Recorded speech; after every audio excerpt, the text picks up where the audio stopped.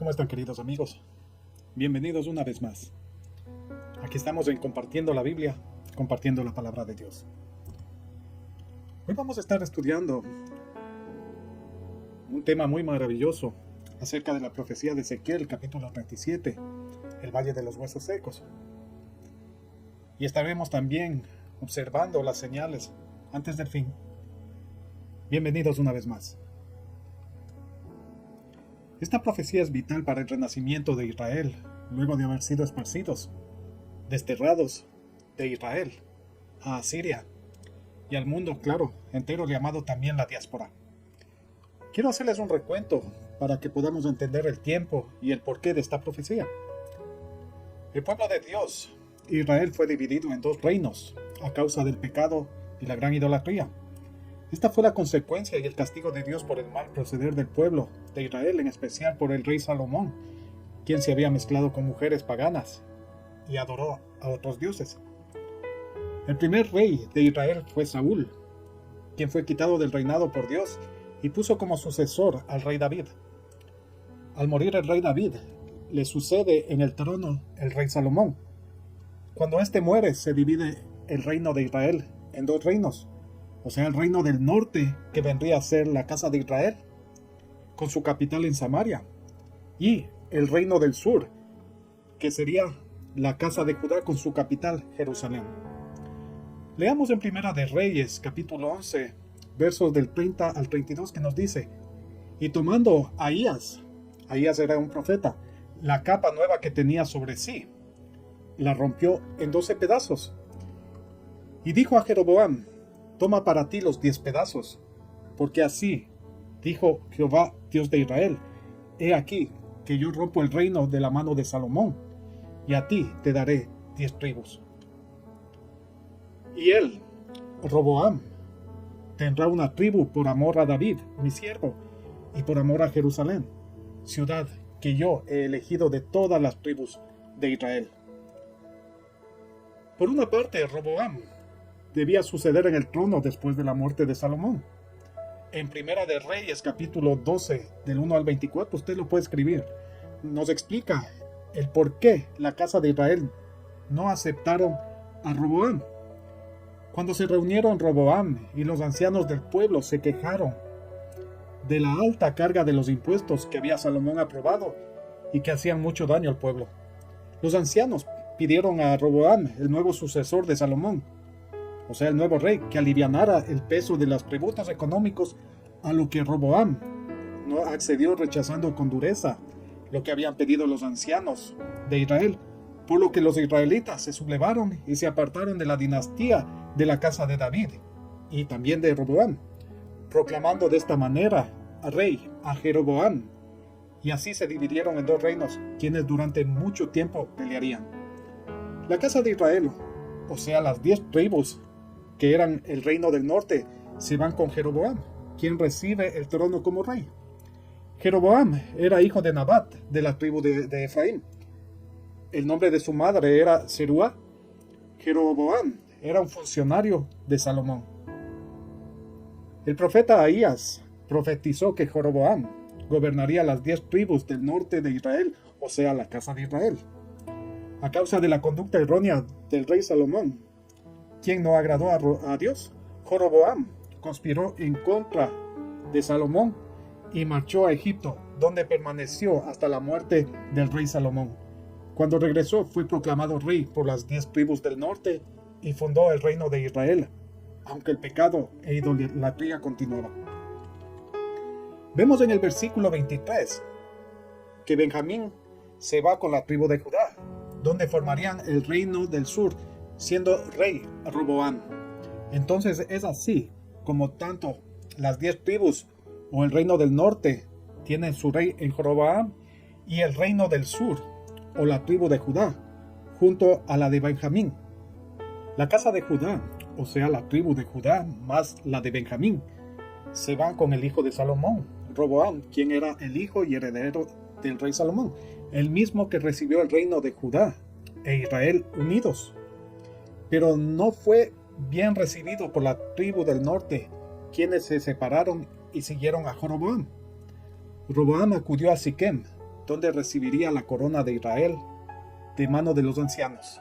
Entre el 720 a.C., al ver Dios que el reino del norte o casa de Israel persistían en el pecado y la idolatría, apartado de los mandamientos de Dios, Jehová permite que el rey de Asiria, Salmanasar, asediara la casa de Israel durante 3 años hasta que fue sucedido por Sargón, segundo de Asiria, quien captura en la capital del reino del norte, Samaria, a 27.280 hombres de la casa de Israel, llevándolos al destierro a Asiria. Así, después de 2 siglos, el reino de las 10 tribus llegó a su fin, ya que se juntaron con los asirios y emigraron hacia otros destinos en el mundo, llegando a ser conocidas como las 10 tribus perdidas hasta el día de hoy, 2020. Las tribus de Judá y Benjamín quedaron como únicas herederas del pacto abrámico a través de la alianza mosaica.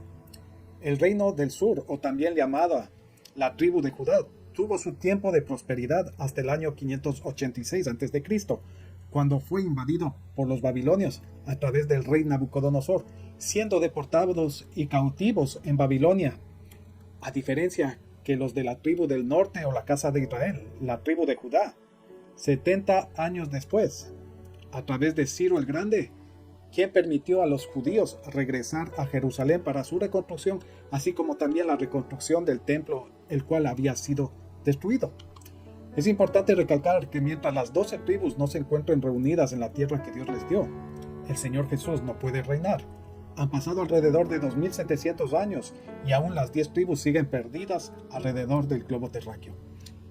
En Ezequiel 37 se verá como las 10 tribus, o sea, las del norte, serán encontradas y restauradas antes de que Jesús reine por 1000 años. La condición es que las tribus, o sea, las 12 tribus, se reúnan para que Jesús pueda reinar. Oseas, capítulo 7, verso 8, dice: Efraín, o sea, la casa de Israel o reino del norte, se ha mezclado con los demás pueblos. Efraín fue torta, no volteada. Leamos Ezequiel 28, versos 25. Así ha dicho Jehová el Señor: cuando recoja a la casa de Israel de los pueblos entre los cuales está esparcida, entonces me santificaré en ellos ante los ojos de las naciones, y habitarán en su tierra, la cual di a mi siervo Jacob. Oseas capítulo 3, versos del 4 al 5, nos dice: porque muchos días estarán los hijos de Israel sin rey, sin príncipe, sin sacrificio, sin estatua, sin efod y sin terafines. Después volverán los hijos de Israel y buscarán a Jehová su Dios y a David su rey, y temerán a Jehová y a su bondad en el fin de los días. Esto es importante. Han pasado 2700 años perdidos en la diáspora. Por ello se cumple esta profecía, esperando el regreso de la casa de Israel en el fin de los días.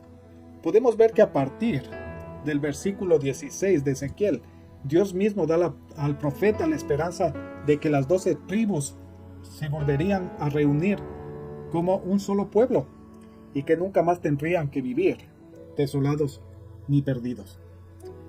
Leamos este versículo muy interesante en Lucas capítulo 19, verso 10, que nos dice: porque el Hijo del Hombre vino a buscar y a salvar lo que se había perdido. Ahora veamos en Gálatas capítulo 3, versos del 25 al 29, qué es lo que nos dice el apóstol Pablo. Y esto es muy interesante cuando nos ponemos a analizar. Estamos hablando del pueblo de Israel, de su división, de que el reino del sur, ellos regresaron a Israel, a la tierra que Dios les había dado, que era Jerusalén, mientras el reino del norte, o la casa de Israel, continuaron hasta el día de hoy esparcidos y perdidos en el mundo. Y todavía no sabemos nada acerca de nosotros, el resto del mundo. Pero aquí nos trae una hermosa respuesta el apóstol Pablo en Gálatas 3, del 25 al 29, que nos dice: pero venida la fe, ya no estamos bajo ayo, pues todos sois hijos de Dios por la fe en Cristo Jesús.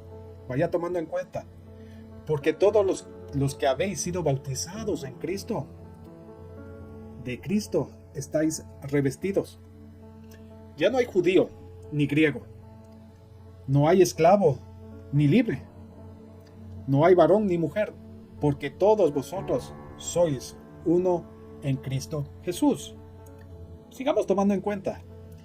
Y si vosotros sois de Cristo, ciertamente linaje de Abraham sois, y herederos según la promesa. Qué hermoso. Ciertamente el Señor Jesús vendrá a encontrar las 12 tribus unidas como Dios siempre lo quiso. Pero además, a todos aquellos que hemos sido, según la promesa, hechos hijos de Dios a través de su Hijo y por su sangre, hemos venido a ser herederos del linaje de Abraham. Qué hermoso. Así que usted y yo contamos para el reino del Señor Jesucristo, el reino de Dios. Conociendo este preámbulo, podemos ir a Ezequiel 37, del 1 al 14, que nos dice, vamos a leer.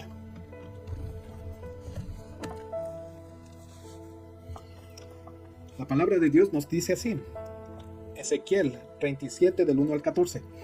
La mano de Jehová vino sobre mí y me llevó en el espíritu de Jehová y me puso en medio de un valle que estaba lleno de huesos. Aquí le está hablando Dios, le está llevando Dios a Ezequiel a un valle que estaba lleno de huesos secos. Versículo 2. Y me hizo pasar cerca de ellos por todo en derredor. Imagínense, era todo un valle. Y he aquí que eran muchísimos sobre la faz del campo, y por cierto secos en gran manera. Tomen en cuenta, secos en gran manera. O sea, hace mucho tiempo estuvieron ahí y estuvieron expuestos a la intemperie, a la inclemencia del tiempo. Y me dijo, hijo de hombre, ¿vivirán estos huesos? Y aquí es cuando Ezequiel le dice, Señor Jehová, tú lo sabes. En ese momento el profeta le dice, Señor, tú eres Dios, yo soy solamente un hombre. Me dijo entonces, profetiza sobre estos huesos y diles, huesos secos, oíd palabra de Jehová. Así ha dicho Jehová el Señor a estos huesos, he aquí, yo hago entrar espíritu en vosotros y viviréis. Y pondré tendones sobre vosotros y haré subir sobre vosotros carne y os cubriré de piel y pondré en vosotros espíritu y viviréis y sabréis que yo soy Jehová. Entonces aquí el profeta Ezequiel dice, profeticé pues como me fue mandado. Y hubo un ruido mientras yo profetizaba, y he aquí un temblor. Y los huesos se juntaron cada hueso con su hueso. Y miré, y he aquí tendones sobre ellos, y la carne subió, y la piel cubrió por encima de ellos, pero no había en ellos espíritu. O sea, todavía no estaban vivos. Y me dijo, profetiza al espíritu, profetiza, hijo de hombre. Y di al espíritu, así ha dicho Jehová el Señor. Espíritu, ven de los cuatro vientos y sopla sobre estos muertos y vivirán. Estos cuatro vientos son los cuatro extremos de la tierra. Y profeticé como me había mandado, y entró espíritu en ellos, y vivieron, y estuvieron sobre sus pies. Un ejército grande en extremo. Imagínense cuántos hombres había ahí. Y me dijo luego, hijo de hombre, todos estos huesos son la casa, escuche bien, la casa de Israel. Nos está dando la respuesta de quiénes son esos huesos secos. He aquí, ellos dicen, nuestros huesos se secaron y pereció nuestra esperanza y somos del todo destruidos. Esta es la queja de la casa de Israel al encontrarse en un exilio que ha durado demasiado. Ellos ya no tenían esperanza y se sentían ya destruidos. En el versículo 12 dice, por tanto, profetiza y diles, así ha dicho Jehová el Señor, he aquí, yo abro vuestros sepulcros, o sea, estaban muertos, pueblo mío, y os haré subir de vuestras sepulturas, y os traeré a la tierra de Israel. Tome en cuenta todo eso, por favor.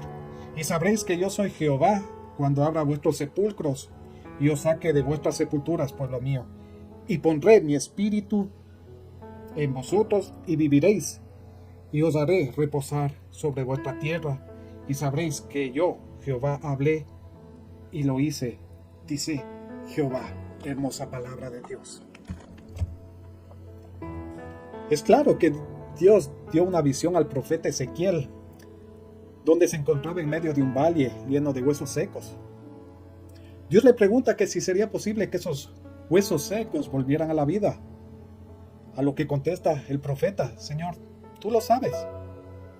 Entonces Dios dirige a Ezequiel a hablar y profetizar a los huesos secos en extremo, o sea, a la casa de Israel, que recibirán de Dios aliento de vida, que tendrían tendones, músculos, carne, espíritu y vida, y que conocerían que Él es Jehová.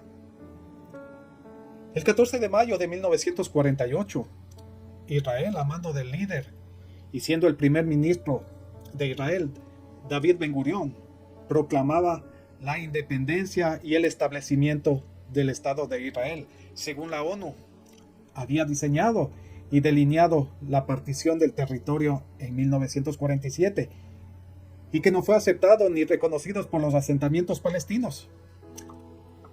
En la antigüedad, Palestina no existía como región, pero sí el pueblo de Israel. Palestina significa en el hebreo invasor, emigrante, abrirse paso, pasar a través. Pero si lo tomamos del griego palestino, significa filisteo.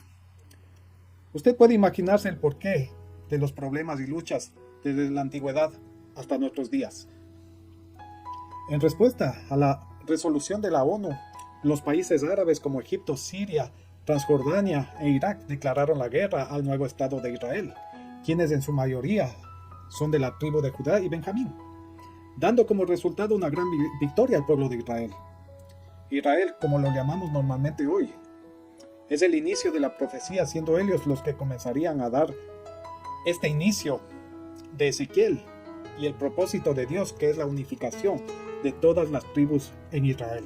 A pesar de que acababan de entrar en su territorio, no tenían armas modernas como las de sus adversarios, ni la cantidad de soldados como los que tenían los árabes.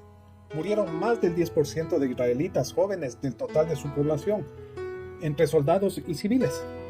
De todas maneras, Israel ha luchado con todas sus fuerzas a través de la historia para sobrevivir.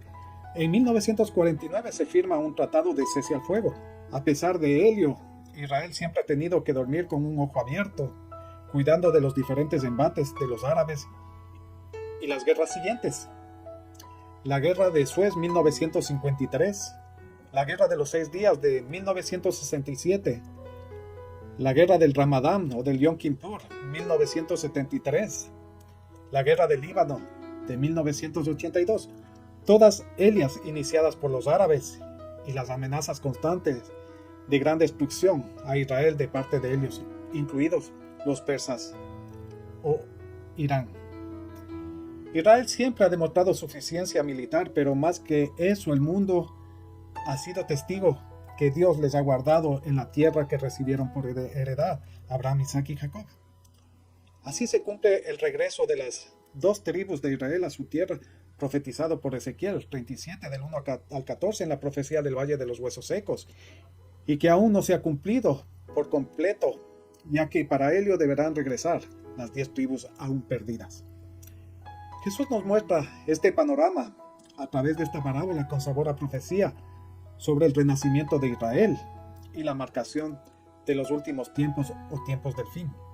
En Mateo 24:32, Jesús habla acerca del surgimiento de Israel y nos muestra con el simbolismo de la higuera, o sea, del árbol de higos que volvería a reverdecer. La representación de la higuera. Israel se encuentra en Oseas capítulo 9, verso 10, Jeremías capítulo 8, verso 13, Joel capítulo 1, verso 7, Joel capítulo 2, verso 22 y Ageo capítulo 2, verso 19.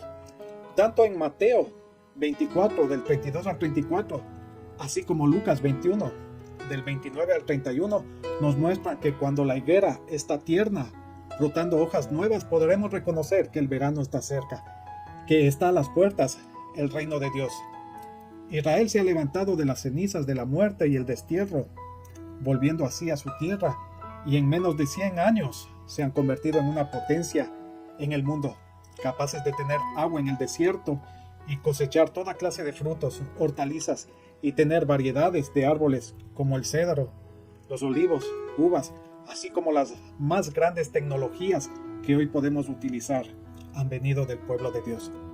Al mismo tiempo, este renacer también nos lleva hacia el final de los tiempos. Es por ello que debemos estar observando el reloj profético de Dios, que son las 12 tribus de Israel. Espero que les haya gustado este tema, muy valioso dentro de las Escrituras, donde nos lleva a conocer acerca de los secretos de Dios para con el pueblo de Israel y para con nosotros, su iglesia. Ezequiel 37, versos del 1 al 14, nos muestra cómo ese valle de huesos secos recobra vida, se unen los huesos, se regeneran tendones, músculos, carne, piel, y al mismo tiempo podemos ver que el Espíritu de Dios comienza a soplar vida con el renacimiento del pueblo de Israel. Aún no ha concluido esta profecía, porque nos falta el regreso de las 10 tribus. Pero ellas estarán regresando muy pronto para el establecimiento y reinado de Jesucristo aquí en la tierra durante 1000 años. Si tú no conoces a Jesucristo como Señor de tu vida, quiere decir que tú aún estás muerto en tus delitos y pecados, y sin esperanza. Permite que el Señor Jesucristo, a través de su incomparable amor, pueda darte vida. Y eso puede ser hoy para ti. Yo te invito a hacer esta oración con todo tu corazón y a decirle así: amado Señor Jesús, hoy me arrepiento de todos mis pecados. Todos los pecados que he cometido hasta el día de hoy, Señor, tú los conoces. Yo me arrepiento, Señor, por haberlos hecho, por haberlos cometido. Hoy quiero declararte como Señor y Salvador de mi vida y reconocer que te necesito, Señor, que sin ti estoy muerto. Quiero ser un hijo tuyo, que cuando llegue el tiempo pueda entrar en las bodas del Cordero y disfrutar de una vida eterna. Por ello te pido, Señor, escribas mi nombre en el libro de la vida, para así nunca más separarme de ti. Permíteme, Señor, ser luz en mi casa, con mi familia, con mis amigos,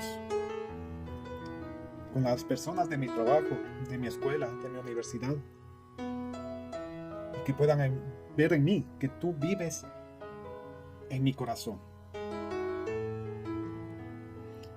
Gracias, Señor, por mirarme con ojos de amor y por enviar esta palabra, la cual ha tocado mi vida y me ha cambiado.